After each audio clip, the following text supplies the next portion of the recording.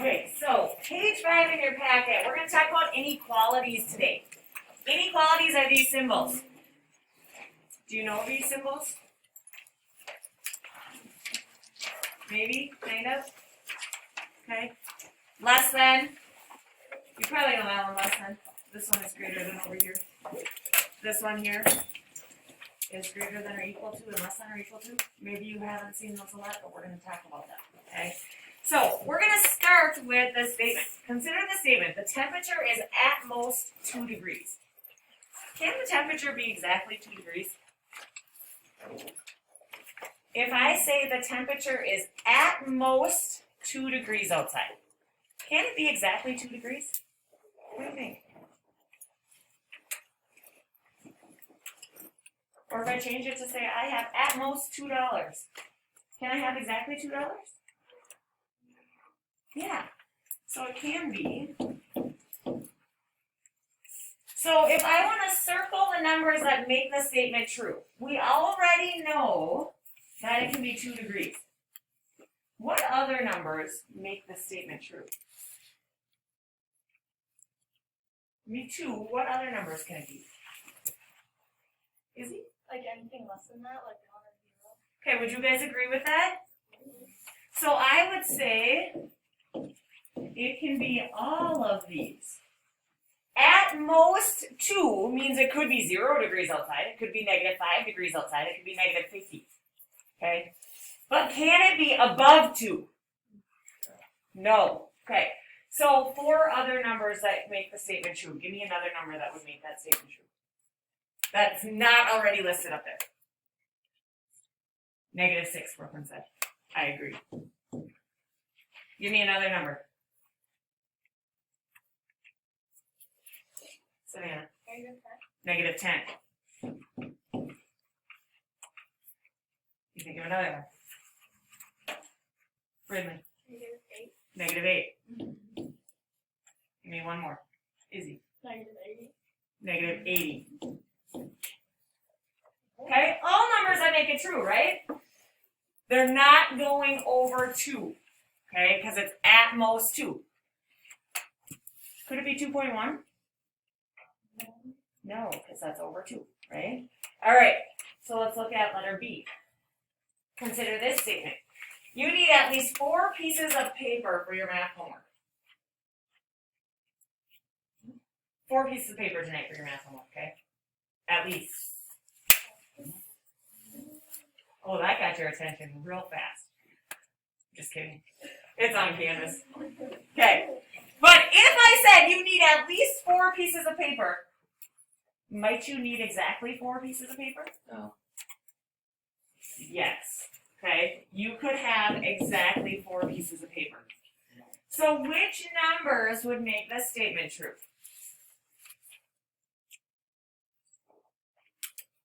Brinley. 4, 5, and 6. 4, 5, and 6. When I say at least 4 pieces of paper, that means you might need more. Could you imagine needing like 8 pages of paper for math? Would you cry? That happens when you get to college. You may do a lot of crying when you get to college. I remember doing math assignments that took like 8 to 10 pages of paper in college. Like, maybe not just 1, but maybe like 2 or 3. You know, it happens. Okay? So what are 4 other numbers that make the statement true? If I need at least 4 pieces of paper, give me 4 other numbers. Tyler. 80. Let's hope not, but yes, that would make it true. Brinley. 100. Again, I hope not, but yes, that would make it true. Izzy. 1 billion. Oh, God. I'm going to take the easy way of writing that. 1 billion. Okay, now let's think more realistic. Zachary? 2 billion. Yes, but let's be more realistic. 2 billion. Krista? 7. Okay, now the last 2 problems. You guys have all only thought in terms of whole numbers. Do you have to use a whole sheet of paper for your homework? No. So would it be okay to say I need 4.5 sheets of paper? Yes. be okay. Could you use 4.1 sheets of paper? Would 3.9 work? No, because we said at least 4, right? 3.9 wouldn't be enough. You need at least 4. Okay, let's look at letter C. Consider this statement. After playing video games for 20 minutes, you have fewer than 6 points. Circle each number that makes the statement true. Which numbers would make that statement true? Exactly. Every number that's 5 or less.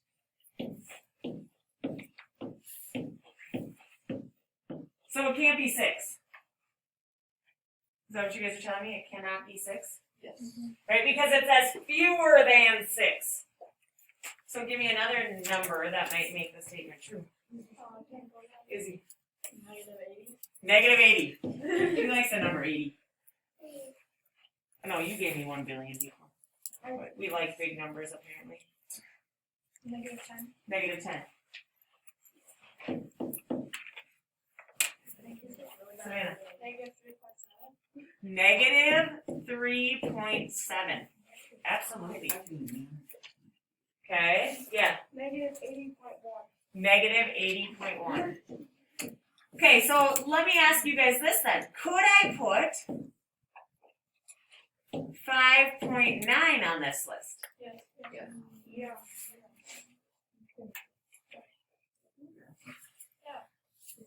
If I have to have fewer than 6 points, could I have 5.9? Yeah. Yes, because 5.9 is fewer than 6. Okay? Okay, all of these are inequalities, and this is what an inequality means. Inequalities can be multiple answers. Okay? So, we're going to start with here the symbols and their meanings and some phrases that work with them. Do you guys remember? An inequality states that two quantities are either not equal or they might be equal. Okay? So this symbol, do you remember what that one means? What symbol is that? You guys forget sometimes the names of them. You just remember it has to eat the bigger number. Right? You learn the whole Pac-Man thing that it eats the bigger number, but you forget what they're actually called.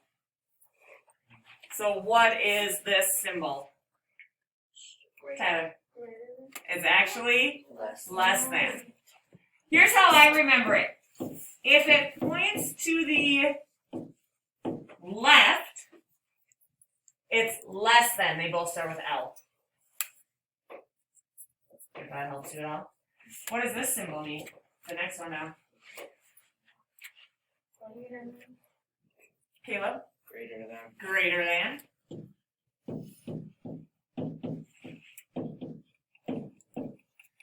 Anybody know what this symbol stands for? Okay, this symbol is really a combination of two symbols. It's a less than symbol and it's an equal symbol, and they just put them together. So what that means is less than or equal to. Less than or equal to.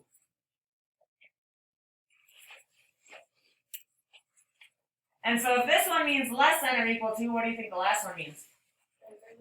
Greater than or equal to.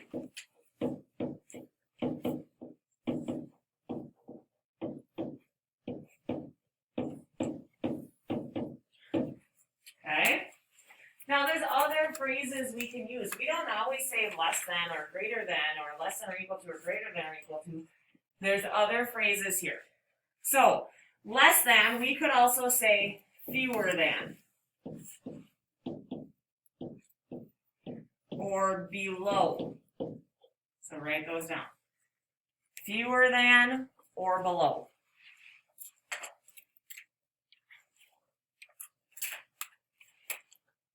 Instead of greater than, I might say more than.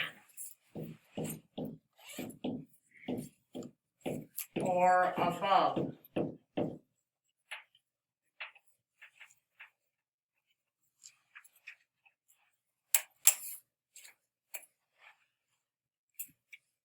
Okay, then the next one, less than or equal to, I could say at most.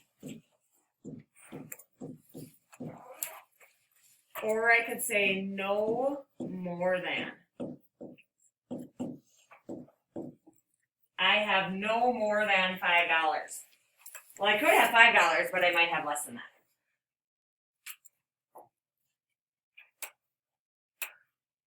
Okay, and then the last one, other words might be at least.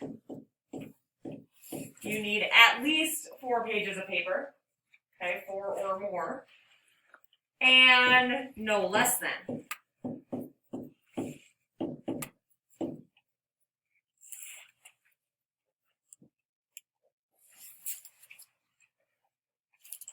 Okay, questions there? Any questions there? Okay, now we're going to pause on our notes for a second. You're also going to have to write inequalities today. Okay, so not only recognize the numbers, but then write them. So given a phrase, there are at least 25 students in the auditorium. Okay, when you write an inequality, there has to be a variable, a letter, a symbol, and a number. Okay, so I'm going to pick any letter, it doesn't matter. I'm going to say X. X stands for students. Okay, there are at least 25 students in the auditorium. What's the key words in there that might help us figure out what symbol to use? Tyler, at least. What symbol do we use for at least? Look at your chart. Which one is at least? Really? Greater than or equal to. So X is greater than or equal to what? What number? What number should I put on there, Sarah? 25. So X is greater than or equal to 25. This is that phrase in symbols. That's an inequality. Okay? Good, number 2. No more than 150 people can occupy the room. Okay, let's start with X again. X can be our variable every single time. What are our key words that's going to help me figure out the symbol? Look at your table. What are the key words there? Tyler? No more than. What symbol do we use for no more than? Go ahead, Tyler. Less than or equal to. So X is less than or equal to what? 150. Because that's the number in the problem. X is less than or equal to 150. Okay, there are fewer than 12 fish in the aquarium. How would I write that? What do you think? Can anybody give me the whole inequality? Go ahead, Tyler. X and less than 12. Well, fewer than means less than. There's our number 12. So X is less than 12. Okay? And then the water level is above 33 inches. How would I write that inequality? Caleb. X and greater than 33. X is greater than 33. Okay? Can the water be exactly at 33? No, right? It has to be above that. So it has to be 33.1. It has to be bigger than 33. Questions on that one? Okay, flip the page. We're also going to talk about graphing. Okay? When you graph an inequality, okay, any value that makes the inequality true is a solution of the inequality. An inequality may have more than one solution. All the solutions are called the solution set. Okay? When you get to algebra next year with Ms. Traeger, 8th grade math, okay, you guys are going to do some inequality stuff, and part of it is graphing it, because when you get an answer, there's not just one answer. It's not like x equals 5, and that's the only answer there is. It's going to be x is greater than 5. Well, no, it's everything above 5. Okay? So to show that on a graph, it says solutions of an inequality can be graphed on a number line. If the variable is greater than or less than a number, then an open circle is used. So if I was going to graph a is greater than 5, I put an open circle on 5. An open circle indicates 5 is not included in the solution set. Because ultimately I want everything bigger than 5. Well, numbers bigger than 5 would be like 5.00001. Can I show that on a number line very easily? No. So the way to show that is to just start at 5 and put an open dot, because that means that I'm not including 5, and then I'm going to shade the line to everything bigger than 5. Okay? If the variable is greater than or equal to, if it can equal that number, then you're going to use a closed circle. So if it says b is less than or equal to 3, now notice that that circle is filled in. It's a closed circle. Okay? And because it's everything less than that, we would shade the line to the left. Okay, so let me show you one more example and then we'll do a few of these. Okay, we're going to graph some inequalities. Okay? If I'm going to graph g is greater than 2, if that's what I asked you to graph, it's really easy to do. Okay? We're going to go to 2 on the number line. I'm going to put a circle on 2. And then I have to decide, should it be filled in or not? Can it equal 2? No. No. So since it cannot equal 2, we leave it open. Okay? And then we test. If g is greater than 2, can it be negative 4? No. Could it be 5? Yes. Yes. So we would shade our line in that direction. So your graph ends up looking like this. Okay, so let's try this. The first one says x is greater than negative 2. Where should I go on the number line?